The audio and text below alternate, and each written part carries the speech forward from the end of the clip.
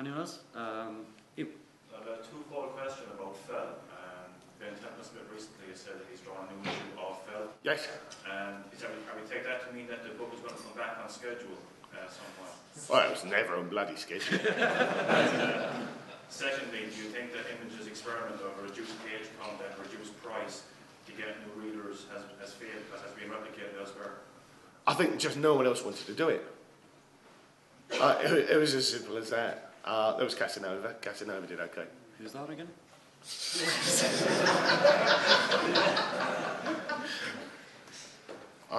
It wasn't a case. I mean, it was my idea. It wasn't a case of a failed experiment. It worked fine for Fell. Worked okay for Casanova. Turned out no one else wanted to go. I think that was a shame, but you can't put a gun to people's head and say, you will do a very cheap comic now, you bastard. So what do you think of DC's massive publicity thing of drawing the line at $2.99, apart from the wonderful rhyming? Yeah, drawing the line at $2.99, only we're going to cut 2 pages of comics out of it. And no one's reading our comics anyway. And one of them will probably have a pretend heroin addict attacking people with a dead cat. I'd bring that. Yeah, did you see that issue? Which was that? That was, oh Christ, it was all over the net. Oh, Rise of Arsenal, wasn't it? Yeah, that was it. God, yes. that was appalling. We've got a Writers' Society here. How many people here are from Writers' Soc?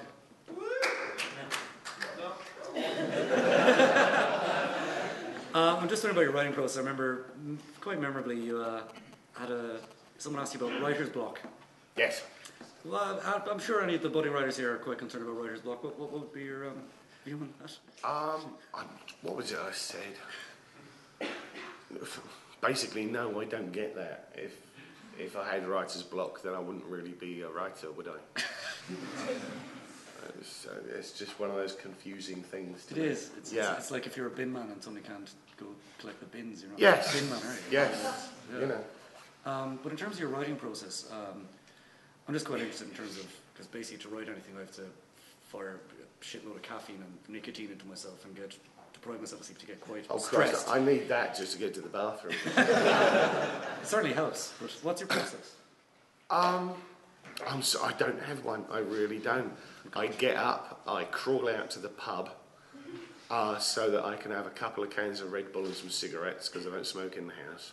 Because apparently smoking is evil now. I'll be saying it kills you next. It's good for digestion, apparently. I do it, I read the news. It is. Who let you in here? I read the news and do a bit of work at the pub. I stagger home, I have lunch, I sit down, I start writing. I will break to cook dinner or shout at my family. I will go back to work. I will work until I fall over. That's the process. There's nothing clever about it at all. It's just punching the keyboard until something works. And is it like you do like 1 script a week or like 4 books a month? I mean, how does that work? It's mostly triage. Triage. I just sit down in the afternoon and which project is most fucked today? What have I got to do? It's fairly scheduled. I've usually got a fair idea of what I'm doing each day. Unless, yeah, I don't know. What is but though working on several different things means that if I'm not in the mood for one thing, you can fit I'm probably going to be in the mood for one of the other 2 or 3 jobs that are on the table. Okay. So I'm always productive. I just want to ask you as well about like when you were starting out. Cool. Was it different? Sorry. You're right. With Lazarus Churchyard, was that a character that you had in your mind for a long time, or was it like, okay, I'm going to write comics? No, it wasn't. When Stuart Green at Speakeasy Come Blast approached me to pitch, he very specifically requested a quote-unquote cyberpunk comic. And this was 1989. So cyberpunk had already been dead for a good 2 years. But this was what he wanted. So the particular problem I had to solve was coming up with something that would look like cyberpunk to Stuart, but which wouldn't completely embarrass me when it saw print. It's interesting you mentioned cyberpunk because I can see, to me it seems there's a few obvious touchstones for references in there. Who'd be influence of yours outside of comics Because I can see it's a Stevenson and Gibson in there. Maybe I'm just overreading it, but No, I didn't start reading Stevenson until the mid 90s.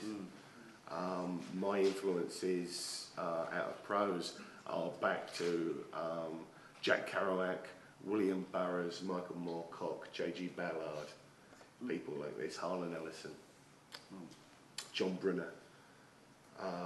Out of science fiction, those are my influences. what about outside of science fiction? Well, I mentioned Kerouac, obviously, Hunter Thompson. That'll do, won't it? Move on. That's a great answer. David, question? In Transmetropolitan, you kind of showed us the wonders of nanotechnology through the nanocloud people, but in Global Frequency, you had a human enhancer who wanted to kill everybody in Los Angeles. So I was sort of wondering, do you think that scientific development should be restrained by ethics, or should we just be allowed to go as far as we want to, wherever we want to? How personal is this question? Because you're studying science. What are you planning, David? I'm reminded of Patton Oswalt's joke. Hey, we're scientists. We just made cancer airborne and contagious. Go us. Go science. Yeah, but of course science needs ethical boundaries. So stop what you're doing.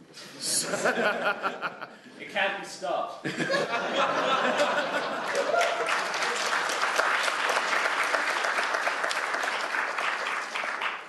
If you're so fucking clever, where is my jetpack? I was waiting for you outside. To someone on a phone from a plane in Bangkok. You're welcome.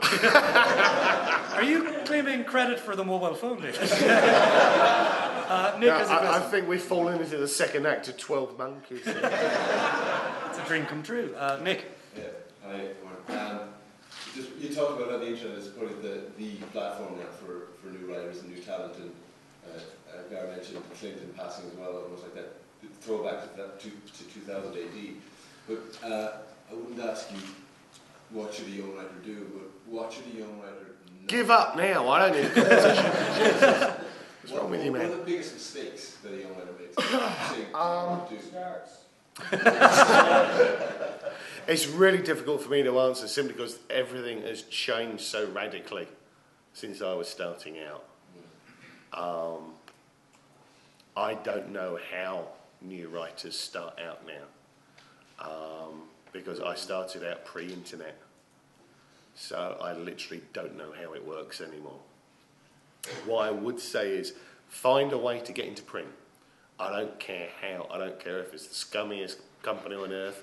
I don't care if it's you and your mates running copies off at a photocopier. Get your work into print and then sit down with it a day later and you will see all the things you did wrong right in front of you. And you will hate yourself and want to die. And frankly, I would encourage you in that because I don't need the competition as a thing. So Nick, if you But could commit provided, Sudoku, you know, so if you don't take my advice and just kill yourself,